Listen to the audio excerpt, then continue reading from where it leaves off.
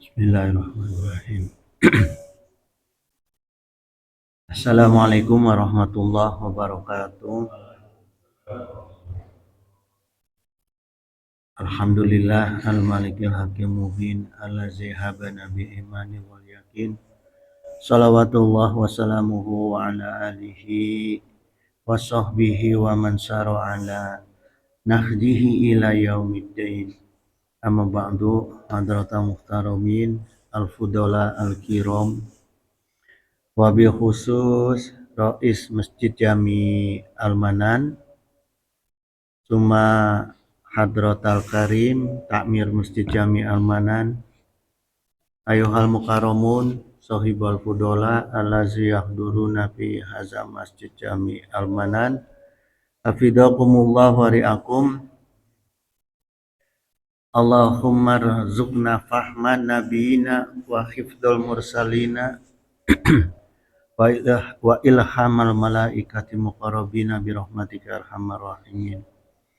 Ayuhal ikhwan, subuh sekarang kajian kita mengenai rizki dalam kacamata Islam. Jadi jemaah, rizki itu dalam kacamata Islam dibagi dua, ya. Ada dua jalan. Ada rizki yang kita cari, ada rizki yang mencari kita. Ya, jadi tinggal kita mau pilih yang mana nih. Rizki yang kita cari yaitu yang Allah berikan sesuai dengan keadilan Allah. Ini yang sifatnya yang kita cari, ya. Allah Ta'ala berfirman dalam surat Al-An'am, dalam surat An-Najm ayat 39, wa qala Allah Ta'ala wa allaisa lil insani ila masa'a. Jadi Allah berfirman bahwa manusia itu tidak akan mendapatkan selain apa yang diusahakan. Jadi kalau rizki yang kita cari memang kita harus usaha gitu, ya. Nah, terkait dengan rizki yang kita cari itu yang menjadi penentu maju atau mundurnya suatu usaha kita itu adalah ilmu dan takwa, ya. Ada orang yang buka warung 24 jam. Hasilnya itu tetap aja BP7 gitu. Berangkat pagi, pulang petang, penghasilan pas-pasan, ya.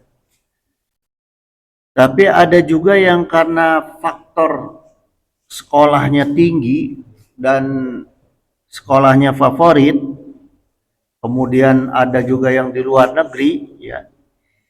Jadi gajinya tinggi, ya. Itu dimudahkan jalannya oleh Allah rizkinya karena faktor ilmu tadi, ya. Karena biasanya universitas-universitas yang terkenal, khususnya universitas negeri itu, jaringan orang-orang yang jadinya itu di pemerintahan, di swasta itu banyak gitu, ya. Sehingga sangat menolong. Seperti anak saya lulus S1 S2 Fakultas Hukum UI, maka saya perhatikan mudah cari rizkinya gitu karena jaringannya mudah gitu, ya.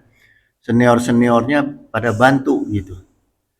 Kemudian Rasulullah SAW bersabda gini, jemaah, la faqra asadu minal jahli.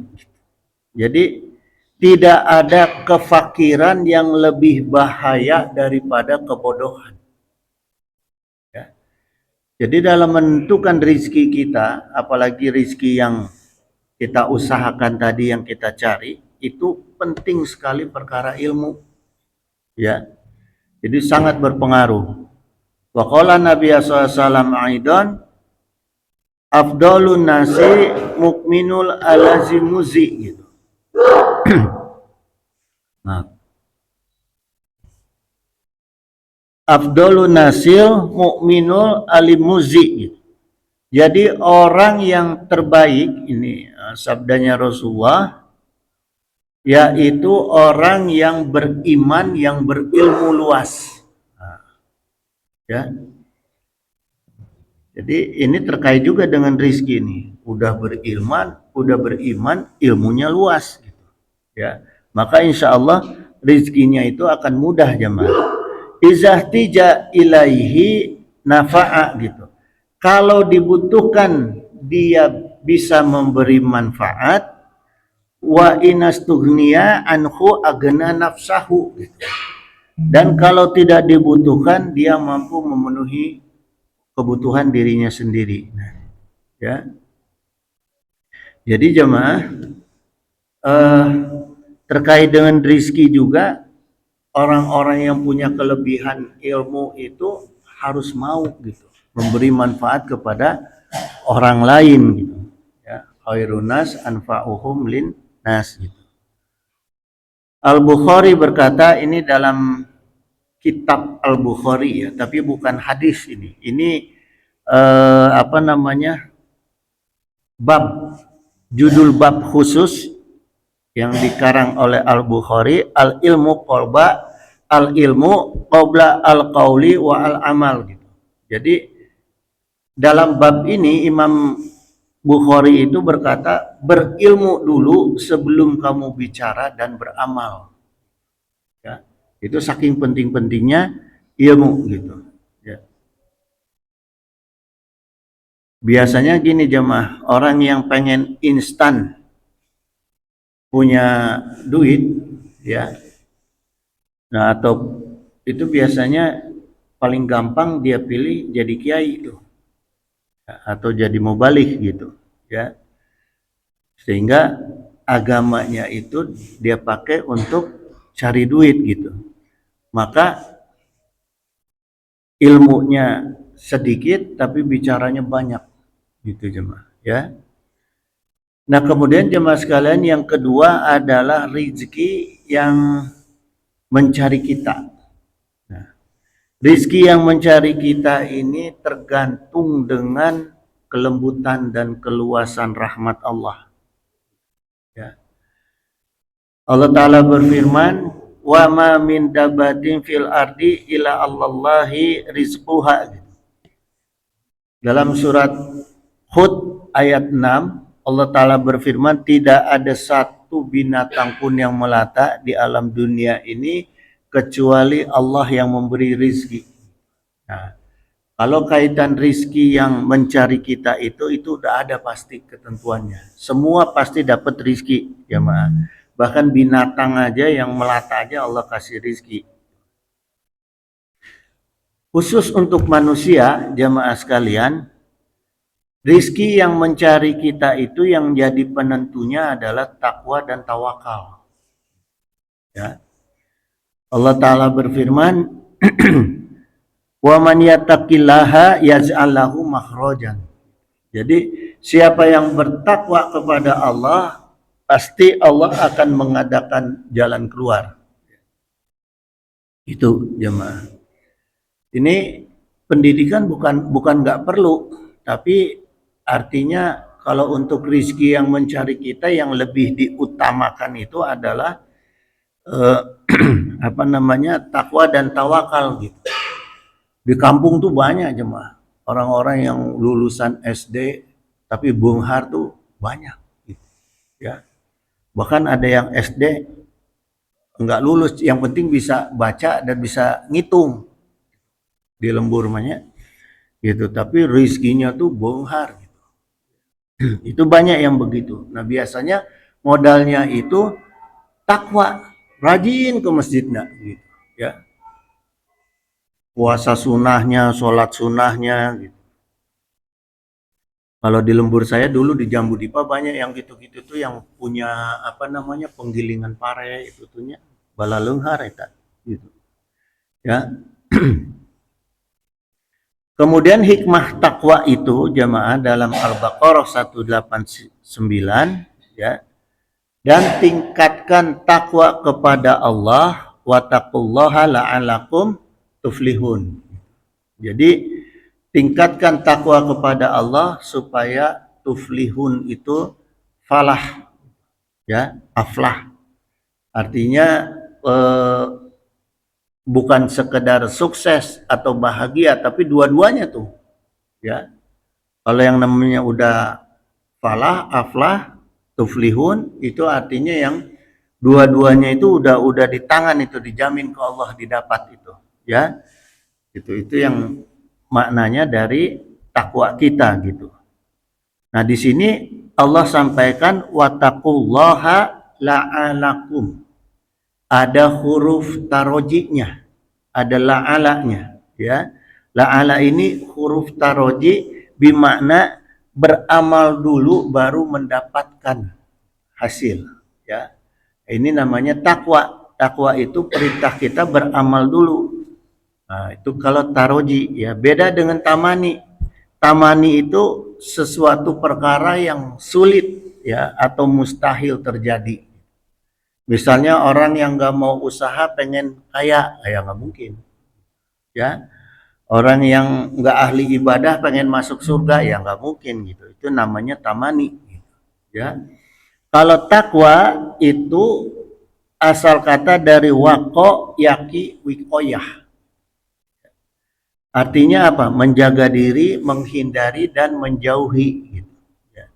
Menjauhkan diri dari perkara-perkara yang bisa mencelakakan, bisa menyakitkan, dan bisa menjerumuskan dalam perkara dunia dan akhirat gitu, ya. Ittaqo yattaqi. Jadi dalam apa istilahnya, etimologi gitu, ya, itu masdar dari ittaqo yattaqi, takwa itu maknanya melindungi dan menjaga, ya. Apa makna sesungguhnya dari takwa? Waqaitun nafsi fattaqi. Ya, jadi itu makna sesungguhnya takwa itu. Saya menjaga diri saya, maka diri saya terjaga.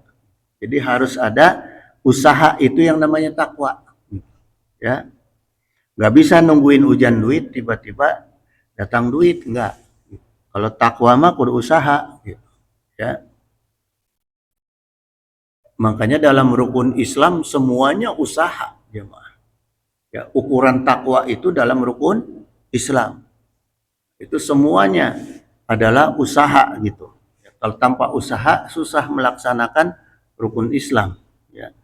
Kayak sholat harus pakai baju, harus pakai, tempatnya harus bersih gitu. Bahkan haji, ya, umroh.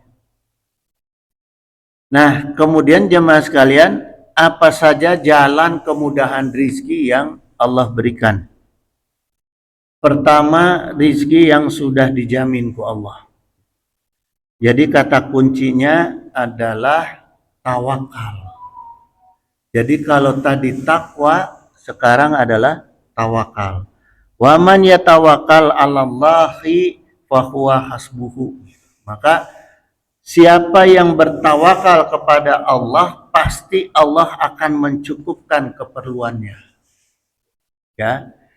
Jadi begini jemaah, kalau tadi takwa tanpa usaha, kalau tawakal itu cukup. Bisa nggak benghar? Enggak. Batasnya cukup. Itu tawakal jemaah. Jadi ada orang yang nggak mau kerja, cicing we di imah, tapi tawakal kepada Allah, pasti Allah kasih tetap rezekinya. Cuma cukup. Gitu, ya, bukan untuk beli mobil, bukan, untuk cukup kebutuhannya dia gitu. Karena secara lugoh kata tawakal itu asal kata dari wakala. Wakala itu artinya mempercayakan atau mewakilkan penuh kepada Allah. Nah, itu tawakal. Jadi perkara rizki, perkara nasib, perkara qada wa qadar, udah serahkan aja sama Allah. Saya mau ibadah ke Allah, gitu, ya. Mau cari ridha Allah aja gitu. Maka fi'il madinya itu bentuknya adalah tawakala jemaah gitu. Ya. Kalau mudhoreknya ya tawakala gitu.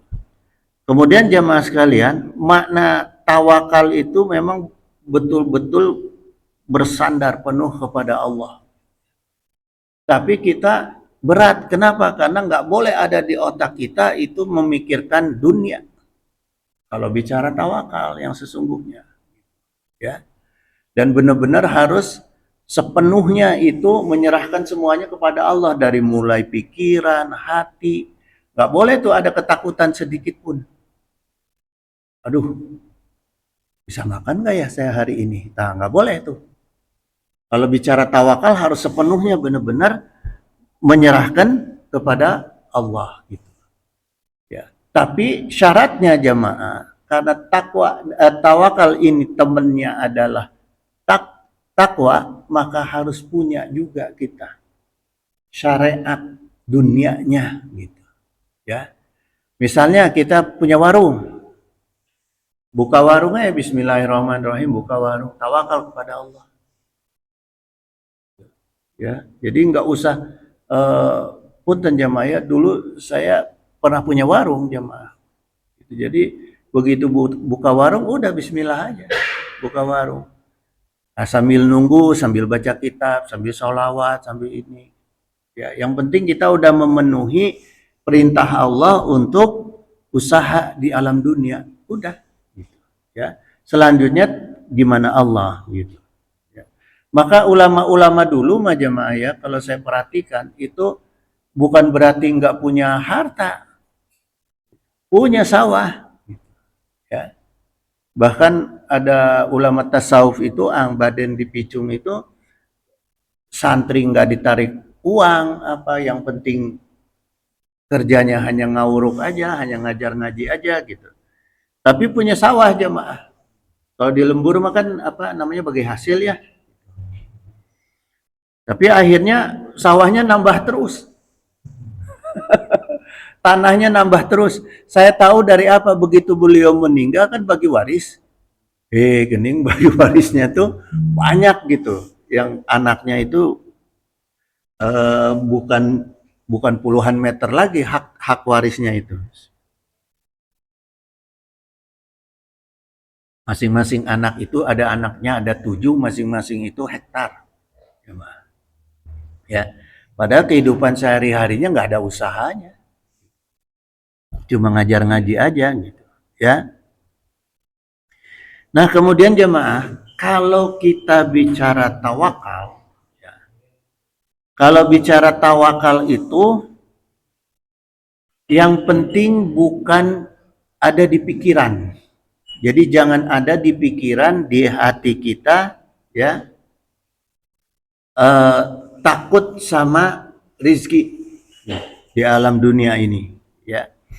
Jadi yang kita usahakan benar-benar sesungguhnya itu karena modal usaha itu hanya sebagai syariat, ya. Selanjutnya yang paling kita pentingkan itu adalah pendekatan diri kepada Allah. Gitu. Karena yang punya rizki di alam dunia ini Allah.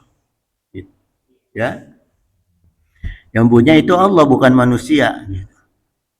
Maka yang paling penting adalah kita dawam zikir, dawam sholawat, terus kemudian sholat sunnah. Pokoknya perkara-perkara yang pendekatan kepada Allah itu yang lebih diutamakan daripada usaha. Itu yang namanya tawakal gitu. Ya. Kemudian jamaah, kalau tawakal itu tidak perlu ada kepikiran untuk profesional, nggak ada. Misalnya saya mengelola warung harus secara profesional, nggak perlu kalau bicara tawakal, ya. Gitu. Jadi kalau tawakal itu memang benar-benar diserahkan semuanya kepada Allah. Kecuali takwa, jemaah. Takwa itu ada perintah untuk profesional, ya. Mangzalazi yuqridullaha ordon hasanan, ya. Siapa pertama, tawakal itu kata kuncinya, siapa yang mau memberi pinjaman kepada Allah, maka pinjamannya itu Allah akan kembalikan, ya, fayudha'ifahu lahu ad'afan katsiratan gitu. Maka Allah akan melipat gandakan untuknya berkali lipat. Jadi itu kata kunci tawakal. Jadi pendekatan, semua jalan pendekatan kepada Allah. Ya. Baik itu yang sifatnya ibadah rohaniah, ya, baik itu ibadah rohaniah seperti puasa, sholat dan sebagainya, zikir atau sholawat, tapi juga ada ibadah yang sifatnya jasmaniah gitu. Ya. Jadi ketika kita diberikan rizki sama Allah, nah salah satu bentuk tawakal itu pinjamkan lagi kepada Allah. Itu bentuk tawakal, jemaah. Ya. Jadi nggak bisa orang berkata tawakal, yang penting asal sholat, asal zikir, asal sholawat, tapi koret. Nggak bisa. Tetap ada harus meminjamkan rizki yang sudah diberikan ke Allah untuk dipinjamkan lagi kepada Allah. Caranya apa? Ya itu bisa sedekah, bisa jariah, ya. Itu bisa infak. Itu jemaah. Karena Allah jamin dalam Al-Baqarah ayat 245, walahu yaqbidu wa yabsutu wa ilaihi turja'un. Jadi Allah yang menyempitkan dan Allah yang melapangkan, ya. Dan kepada Allah yang dikembalikan, gitu jemaah. Jadi Allah itu dengan kita meminjamkan rizki yang Allah berikan, nikmat yang Allah berikan kepada kita, kita pinjamkan kepada Allah, dikembalikannya berlipat-lipat. Gitu. Ya, itu jalan rizki yang bentuknya tawakal. Ya. Kemudian jalan rizki itu ada jaminan Allah karena menikah. Nah ini penting, ya. Jadi jangan ada berkata begini, mau nikah nanti kalau saya udah bisa beli barang misalnya, beli motor, beli apa, salah itu. Gitu. Ya. Atau misalnya gimana mau nikah, untuk diri sendiri aja susah, apalagi nafkahin anak orang. Nah, itu juga salah. Jemaah, ya. Karena khusus untuk menikah Allah berikan jaminan rizkinya sendiri gitu. Wa ankihu ayyama minkum wassalihina min ibadikum wa imaikum. Dan nikahkanlah orang-orang yang masih membujang, ya, di antara kamu, minkum wasalihina min ibadikum wa imaikum gitu. Dan juga orang-orang yang layak menikah dari kalangan laki-laki maupun dari kalangan perempuan, iyakunu fuqara'a, kalau mereka miskin. Nah, ini Allah tegaskan nih, ya.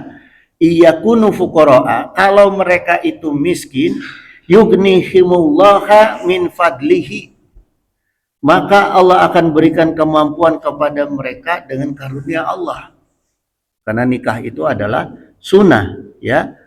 Wallahu wasi'un alim, dan Allah maha luas dan maha mengetahui. Jadi gitu jemaah.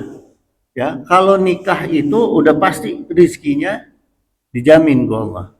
Ini Quran surat An-Nur ayat 32, ya. Yang penting mau kerja. Tawakal tadi gitu, ya. Yang penting mau kerja gitu, jangan terus tidur gitu. Nah, itu nggak mungkin lah. Kemudian jalan rizki yang sifatnya juga tawakal itu dari sholawat. Ya. Ada jalan rizki yang bentuknya dari sholawat. Ad-du'a'u mahjubun hatta yusoliyada li'alan nabi sallallahu alaihi wasallam. Doa itu akan terhalangi, ya, sampai orang itu bersolawat untuk Nabi Shallallahu Alaihi Wasallam. Gitu. Ini hadisnya. Kemudian Rasulullah SAW bersabda, aksiru alayya minas sholati fi kulli yaumi jumu'atin. Nah, perbanyaklah sholawat, ini sabda Rasulullah ya, untuk aku setiap hari Jumat, yaumi jumu'atin. Jadi dawamnya setiap hari Jumat. Itu jamaah yang diajarkan ke Rasulullah. Kenapa hari Jumat? Fa inna sholata ummati yu'radu. Ya. Karena sholawatnya umatku itu yu'radu, maknanya akan diperlihatkan kepada aku alayya fi kulli yaumi jumu'atin. Pada setiap hari Jumat. Jemaah. Ya. Jadi setiap hari Jumat itu semua sholawat kita diperlihatkan tuh kepada Rasulullah SAW. Maka siapa yang faman kana aksarahum alayya sholatan, siapa yang banyak bersolawat kepada aku karena aqrabahum minni manzilatan gitu, maka akan paling dekat dengan aku di hari kiamat gitu jemaah ya. Makanya saya yang diajarkan itu adalah dawam sholawat setiap hari Jumat. Jadi selesai sholat Jumat itu saya nggak makan dulu, paling minum air putih sedikit ya. Habis itu sholawatan, gitu. Fatihah dulu, isol dari mulai Rasulullah SAW sampai keluarga orang tua kita terdekat, kirim Fatihah, kemudian kulhu 11, falak, binas, sekali-sekali, sholawat nariyah 11, baru surat yasin. Kemudian setelah itu baru kita doa, itu jemaah ya. Nah itu insya Allah jemaah, itu kuncinya dunia. Insya Allah itu kuncinya dunia. Kemudian dalam makalah Syekh Ali Jum'ah, beliau berkata, Syira'ul kutubi ya'udu bi asri amsalihi rizqan. Ya. Kemudian ada jalan rizki dari membeli kitab. Gitu. Jemaah ya. Membeli kitab, bahkan di sini beliau mengatakan ya'udu bi asri amsalihi rizqan.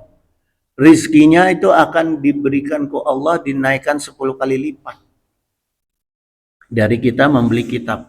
Jadi kalau kita membeli kitab itu bukan hanya untuk kepentingan kita jemaah. Minimal kalau enggak kita yang baca, anak kita atau cucu kita, atau kita jariahkan ke santri. Misalnya, ya. Nah ini juga jaminan rizki itu. Bahkan di sini disampaikan Syekh Ali Jum'ah itu 10 kali lipat gitu, ya. Jadi saya dulu hobi jemaah. Kalau ada uang, dapat rezeki, pasti saya sisihkan beli kitab, mau satu, secukupnya lah. Cukupnya satu. Alhamdulillah sekarang di rumah saya di Cipanas tuh ada 3 lemari kitab teh gitu, terkumpul ya. Gitu jemaah ya. Kemudian jemaah sekalian, kita lihat potretnya orang-orang soleh yang kaya raya. Nah, ini supaya jadi apa? Jadi motivasi untuk kita. Ulama tabi'in terkaya itu, ya, ulama 4 mazhab yang paling kaya itu adalah Imam Malik, ya. Mazhab Maliki, pendiri mazhab Maliki. Nah, beliau itu berasal dari Madinah. Memang asli orang Madinah dan tidak pernah keluar dari Madinah. Ini Imam Malik, ya. Asal kekayaannya dari mana? Dari warisan. Warisan orang tuanya, karena memang orang tuanya itu memang orang kaya gitu, ya. Jadi warisannya udah kaya, kemudian sebagai ulama beliau juga mengarang kitab dan menulis kitab jemaah Al-Muwatta, ya. Al-Muwatta itu kalau cetakan umum itu ada 2 jilid. Ya. Jilid 1 isinya itu 888 halaman. Ini perkara fikih, ya. Toharoh, bab sholat, bab jenazah, bab puasa, bab itikaf, bab zakat, dan bab haji. Itu jilid 1-nya Al-Muwatta. Kalau jilid 2-nya itu jumlah halamannya 736 halaman Al-Muwatta, ya. Ini isinya fikih dan hadis, jemaah. Ya. Jadi total halamannya itu 1624 tuh saya itu, ya. Gitu. Kalau di cetakan Timur Tengah tuh ada yang 9 jilid, itu mahal banget kitabnya, ya. Nah, bayangin jemaah, kitab itu sampai sekarang dipakai dan dibeli, royaltinya kayak apa itu, ya. Matak benghar ulama teh gitu. Jadi nggak perlu jual agama, nggak perlu jual ayat, mau nulis aja, bikin kitab gitu, pasti gitu, ya. Yang kedua adalah ulama yang kedua yaitu Muhammad bin Hasan Asy-Syaibani, ini di Irak, jemaah, ya. Ini juga kekayaannya warisan orang tua pertama. Warisan orang tua, tapi beliau juga pengusaha. Jadi beliau itu pengusaha, ya, yang ketika itu beliau khusus, ya. Jadi ini ayahnya, ya. Cerita ayahnya Al Hasan ini kan seorang ahli fikih dan pedagang ongkoh, tapi juga ahli fikih juga gitu, ya. Khusus untuk anaknya Asy-Syaibani ini, ya, orang tuanya itu ayahnya untuk biaya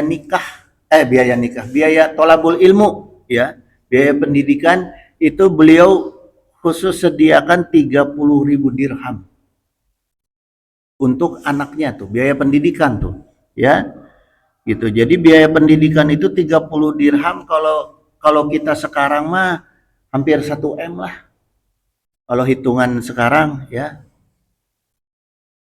Nah, kemudian hartanya Muhammad Asy-Syaibani itu kemudian karena beliau juga nulis kitab, jemaah. Jadi warisan dari orang tuanya memang banyak, tapi bertambah banyak. Karena apa? Karena beliau nulis kitab, gitu, ya. Banyak kitab yang beliau tulis itu. Ada Al-Jami, Al-Kabir, Al-Jami Asy-Shaghir, ya, Al-Asru, Al-Ziyadat, Asy-Syiyar, itu yang terkenal dalam fikihnya, gitu.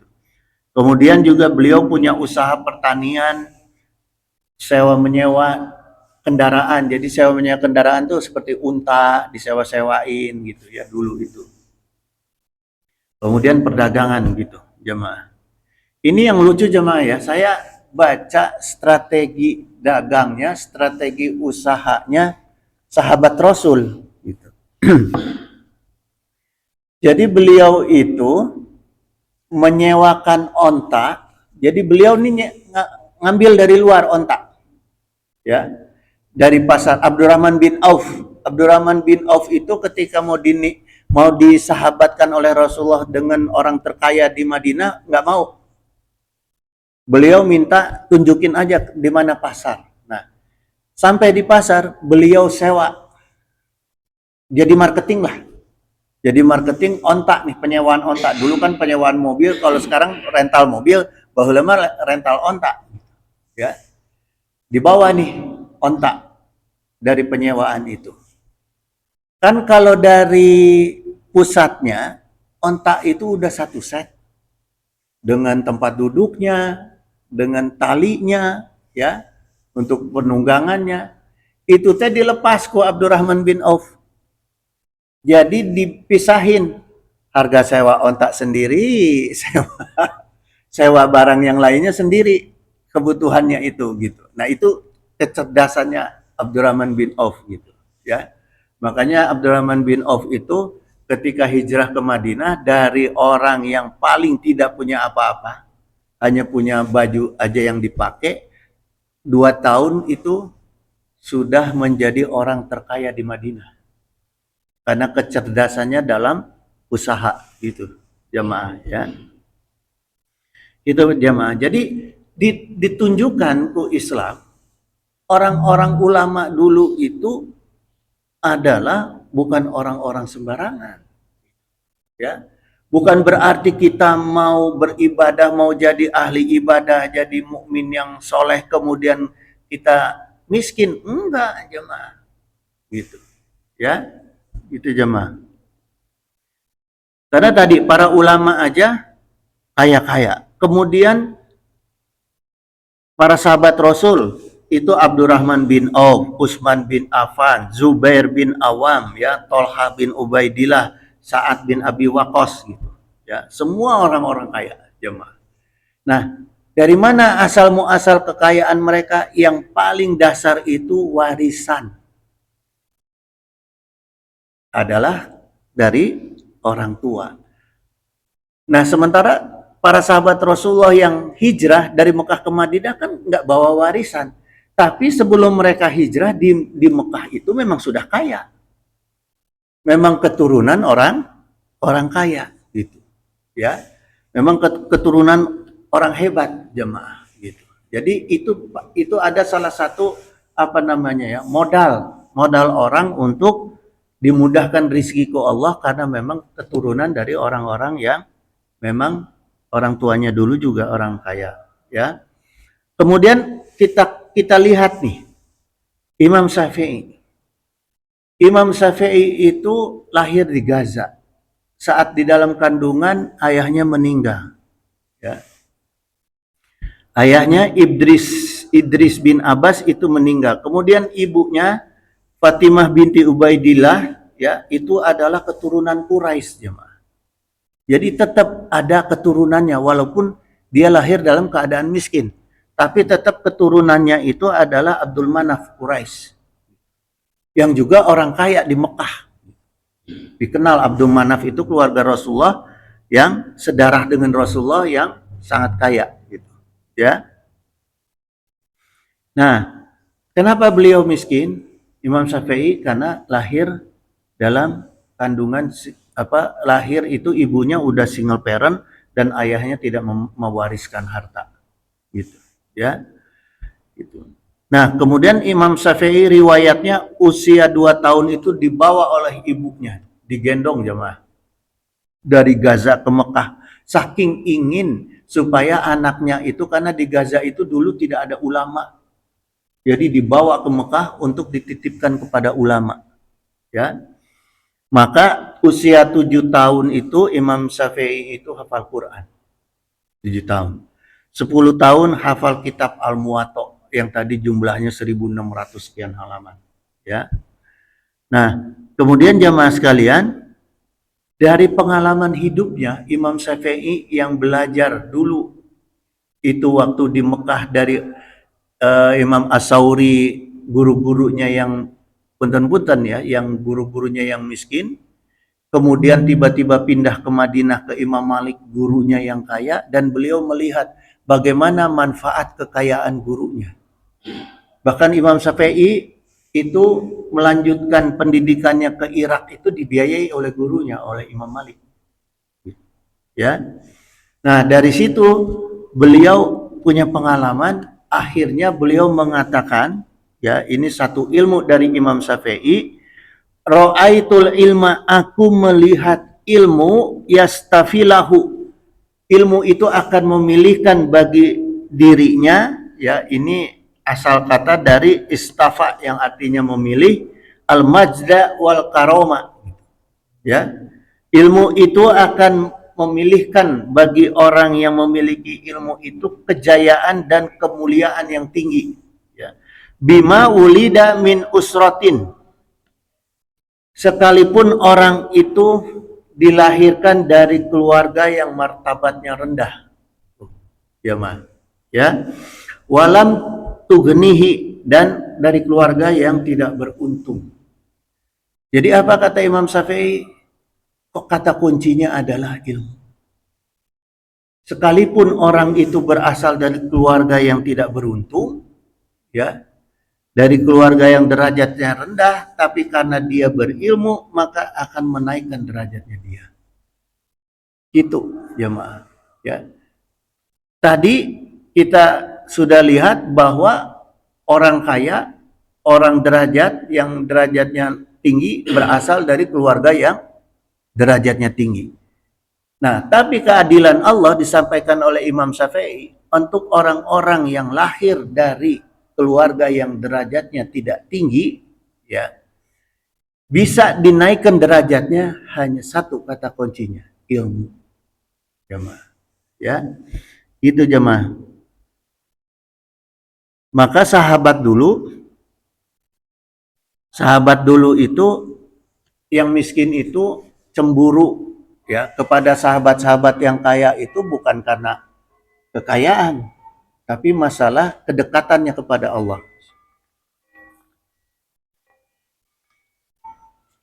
Kemudian jamaah sekalian, ada 3 jalan yang bisa mengangkat derajat. Nah ini, ya. Kalau kita simpulkan nih dari kajian sebelumnya. Pertama, ada pengaruh dari asal duriyah. Ya. Itu pertama. Duriyah yang memang sudah ditinggikan derajatnya ku Allah. Karena kedekatannya dengan Allah. Itu pertama, ya. Maka dimudahkan usahanya untuk menaikkan derajatnya di dunia. Tapi orang-orang yang dinaikkan derajatnya di dunia ini, yang kalau mengandalkan duriyah, harus jalannya sesuai dengan kesepuhan anak. Jadi jangan sampai buah jatuh jauh dari pohonnya. Ya, pertama tuh jemaah. Yang kedua adalah kalau kita pelajari dari perjalanannya Imam Syafi'i, ini adalah pengaruh ridho dan doa orang tua, gitu. Dan peran orang tua dalam mengusahakan pendidikan anaknya. Kalau waktu itu Imam Syafi'i tidak digendong oleh ibunya dari Gaza ke Mekah, dititipkan ke ulama, nggak akan jadi Imam Syafi'i. Itu, ya, itu jemaah. Jadi peran yang sangat penting kedua adalah peran orang tua. Peran doa, kemudian peran usaha orang tua.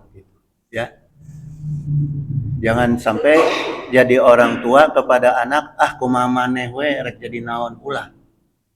Ya, harus diarahkan sama orang tua dan harus didoakan, gitu. Ya, minta doa khusus. Misalnya, Allahumma ja'al auladi, ya Allah jadikanlah anak saya imanan bika wa tasdiqon bi kitabika. Ya. Itu doa khusus, kalau ada yang mau nanti saya tuliskan doanya khusus untuk anak kita, mendoakan anak kita, ya. Yang ketiga jamaah itu adalah peran ilmu. Jadi yang ketiga, ilmu Allah yang mengangkat derajatnya dia.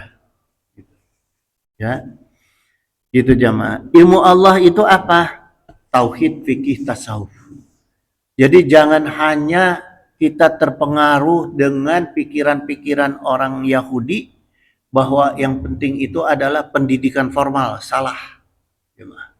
Ya, justru yang penting itu adalah pendidikan agama, tauhid, fikih, tasawuf. Nah, dibalik pendidikan formal itu menjadi tambahan, ya, itu jamaah. Kalau sekarang kan kebanyakan nggak gitu. Yang diutamakan adalah orang-orang tua sekarang banyak yang percaya anaknya itu derajatnya bisa baik kalau pendidikannya formalnya baik. Padahal ujung-ujungnya terjerumus, jamaah. Ya, itu jamaah sekalian. Kemudian Imam Syafi'i ini menjelaskan dalam manakibnya, ya, ini jilid 2139, beliau menjelaskan man arada dunya fa'alaihi bi'ilmi. Siapa yang menginginkan kebahagiaan dunia maka harus dengan ilmu. Wa man aradal akhirata fa'alaihi bi'ilmi. Dan siapa yang menginginkan kebahagiaan akhirat maka harus dengan ilmu. Waman aradahuma, siapa yang menginginkan kedua-duanya fa alaihi bil ilmi, juga dengan ilmu gitu. Ya. Jadi kalau mau dapat dunia akhirat harus dengan ilmu gitu. Karena gini jemaah, uang tidak menjamin kebahagiaan dunia dan akhirat. Bahkan uang itu terkadang bisa mencelakakan. Kalau tanpa ilmu, tauhid fikih tasawuf, ilmu uang itu bahkan bisa mencelakakan. Ya. Wa qala Nabi SAW, inna anbiya'i lam yuwarisu dinaron wala dirhamun. Ya.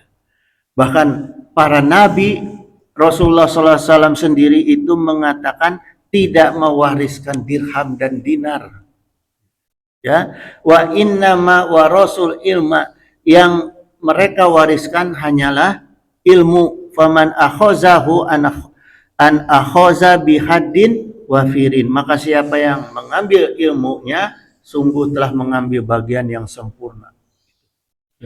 Ya, jadi apa yang disampaikan Nabi dan dicontohkan Nabi tidak mewariskan dunia, jemaah, karena dunia bukan jaminan. Ya, itu jemaah ya. Jadi gini jemaah, kalau kita telaah ya, mewariskan dunia tanpa mewariskan ilmu akan melahirkan kemiskinan. Ya, sedangkan mewariskan ilmu sekalipun tanpa warisan dunia akan melahirkan kekayaan, minimal kaya jiwa, minimal. Ya, itu jemaah. Nah, sekarang hakikatnya ilmu apa yang bisa mengangkat derajat? Wa qala Nabi SAW, al-islamu ya'lu wala yu'la alaih. Ya. Jadi Islam itu tinggi dan tidak ada yang lebih tinggi daripada Islam. Itu jemaah. Maka kalau kita mau tinggi derajat harus mau mempelajari ilmu Islam, ya, yaitu tauhid fikih tasawuf. Nah, kemudian jamaah, Rasulullah juga menyampaikan cara kita mempelajari ilmu, baik itu tauhid fikih tasawuf ya, atau mengamalkan ilmu, itu harus dengan cara itqon. Itqon itu atqona yutqinu, artinya harus menguasai dengan baik gitu. Ya. Wa qala Nabi SAW, innallaha yuhibbu iza amila ahadukum amalan an yutqinahu. Ya. Rasulullah menyampaikan, sungguh Allah mencintai orang-orang yang ketika beramal itu dengan itqon, dengan sempurna. Ya, nah, untuk bisa sempurna harus punya ilmu. Nggak mungkin orang bisa beramal secara sempurna kalau tidak punya ilmu gitu ya. Kemudian jemaah sekalian, sempurna untuk urusan dunia. Seperti apa sempurna untuk urusan dunia? Wa qala Nabi SAW, antum a'lamu bi umuri dunyaku. Nah, untuk urusan dunia Rasulullah menyerahkan kepada kita. Kita yang lebih tahu gitu ya. Kalau urusan Rasulullah adalah urusan agama. Ya. Kemudian apa kesempurnaan harta kita untuk agama kita? Ya. Wa qalallahu ta'ala wal takum minkum ummatun yad'una ilal khairi. Gitu. Ya. Jadi gini jemaah. Allah Ta'ala berfirman, mesti ada di antara golongan orang ya, atau sekelompok orang, atau misalnya satu kampung ya, ada orang-orang yang menyebarkan kebaikan. Nah, ini pentingnya ilmu jemaah. Jadi kalau jadi ustadz, jadi kiai juga harus mau mencontohkan bagaimana cara dia menyebarkan kebaikan supaya bisa dicontoh ke murid-muridnya gitu ya. Harus mau juga wa ya'muruna bil ma'ruf wa yanhauna anil munkar gitu. Harus mau menyuruh yang ma'ruf dan mencegah dari perkara yang mungkar. Ya, itu jemaah. Jadi dalam satu kampung, dalam satu kelompok, ya, dalam satu kumpulan itu harus ada satu orang yang mau mencontohkan, ya, itu. Jadi jangan cuma ngajar aja, tapi harus mau mencontohkan. Kemudian jamaah sekalian, ketika kita diberi kepercayaan harta, Allah itu kan memberi kepercayaan harta kepada makhluknya itu nggak sekaligus, pasti pelan-pelan, dikasih dulu sedikit, coba gimana nih, kemudian ditambah gitu, ya. Ibaratnya makia aja mah. Tadinya orang ini pendapatannya itu setiap hari 10.000. Nah, kemudian dengan uang 10.000 rajin ibadah, dinaikin ke Allah rezekinya jadi 20.000. Nah, begitu naik jadi 20.000, kegoda dipakai beli minuman. Karena cukup untuk belanja maksiat, dibelanjain pakai maksiat, diturunin deh ke Allah. Itu jemaah. Karena kita ketika dikasih rizki awal ke Allah, kita ahli ibadah. Begitu dinaikin, melupakan ahli ibadah jadi ahli maksiat. Supaya kita jadi ahli ibadah lagi, dikembalikan ke Allah. Itu jemaah, ya. Maka harusnya tambah rizki, tambah naik gitu ibadahnya. Wa qala Nabi SAW, ni'ma ma'lus solihu rijulis solihi gitu. Sebaik-baiknya harta adalah harta yang dimiliki oleh orang-orang yang soleh. Jadi kalau mau naik rezeki kita, derajat kita, jadilah orang yang soleh. Tambah rizki, taikun deui kesolehanana gitu. Ya, itu jamaah sekalian. Kemudian jamaah sekalian, ada pesan yang penting, ya. Kun aliman au aliman au mustami'an au muhiban. Jadilah kamu orang alim, orang yang berilmu. Kalau enggak jadi orang yang berilmu, jadilah au muta'aliman, orang yang belajar. Kalau tidak jadi orang yang belajar, jadilah au mustami'an, orang yang mendengarkan ilmu. Gitu, ya. Au muhiban, atau jadilah orang yang mencintai orang yang berilmu, ya. Itu. Wala takunil khamisata, gitu. Jangan kamu jadi yang kelima. Ae mubghidon fatahlika, karena yang kelima itu orang yang membenci ilmu. Maka orang yang membenci ilmu, itulah orang yang Allah jadikan binasa. Itu jemaah, ya. Itu pesan dari Rasulullah, ya, dari hadis riwayat Tabrani. Itu jemaah. Nanti insya Allah kita lanjutkan minggu depan. Hari ini kita cukupkan dulu, ya. Insya Allah semakin kita buka bagaimana kata kunci dari rizki. Innahu sami'un qaribun mujibud da'wat wa yaqdi hajat.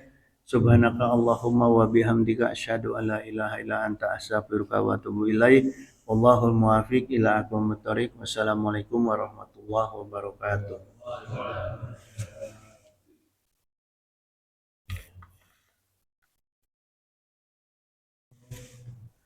Allahumma sholli wa sallim wa barik ala sayyidina wa syafi'ina wa habibina maulana Muhammad wa sallim wa radhiyallahu ta'ala an sadatina sabi sayyidina rasulillahi ajmain.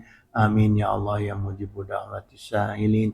Allahumma anta rabbi la ilaha illa anta khalaqtani wa ana abduka wa ana ala ahdika wa adika mastata'tu a'udzu bika min syarri ma sana'tu wa bulaka bi ni'matika alayya wa bubizan bi fakili fa innahu la yaghfiru dzunuba ila anta. Allahumma a'izzal islamana wal muslimin. Allahumma ansur ikhwanana muslimin. Allahumma ansur mujahidina fi Palestin. Allahumma ansur mustad'afina fi Palestin wa fi baladi Sami wa fi kulli makanin wa waqtin. Allahumma ahlikil kafaratal musyrikin. Allahumma damiril yahuda wa syatit samlahum wa farid jam'ahum.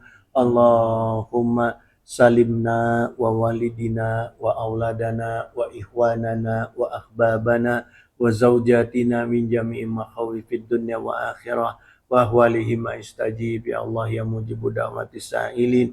Allahumma ja'al auladana imanan bika wa tasdiqan bi kitabika wa wafa'an bi ahdika wa tiba'an li sunnati nabika Muhammadin sallallahu alaihi wasallam. Allahumma ij'alhum salihina abidina ta'ina qa'imina bi ta'atika hafidina li amrika mustanibina linahika waj'alhum aminina salimina min afati dunya wa azabi akhirah wa min fitnatihima wa fadihatihima innaka ala kulli syai'in qadir wa bi ijabati jadir. Allahumma alhimna rusdi wa izna min syari nafsi. Allahumma aghnina bi ilmi wa zaina bi hilmi wa akhrimna bi taqwa wa jamina bi afiyah. Allahumma hdina bi hudaka waj'alna mimman yashari'u fi ridaka wa la tuwalina waliyan siwaka wa la taj'alna mimman hulaka amraka wa asaka wa hasbunallahu wa ni'mal wakil ni'mal maula wa ni'man nasir wa la hawla wa la quwata illa billahi ali adim. Allahumma la syahla ila ma ja'altahu syahlan. Allahumma tufbi fi taysyiri kulli asir fa innaka taysiru kulli asirin alaika yasir was'aluka yusra wal mu'afata fid dunya wa akhirah. Allahumma inna nas'aluka rizqan thayyiban kasyiran wasi'an bi ghairi hisab. Allahumma la taslub min ni'matan an antu'ta alayya. Allahumma radin bi qadaika wa barik li fi maqadir Allah hiba majahilta wa la tazala.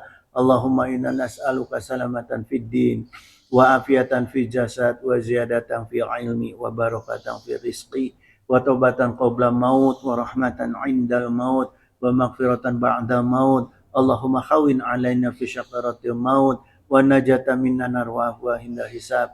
Wa sallallahu ala sayyidina Muhammadin wa ala alihi wa sahbihi wa salam. Birahmatika ya arhamar rahimin. Subhana rabbika rabbil izzati amma yasifun. Wassalamun ala mursalin walhamdulillahi rabbil alamin.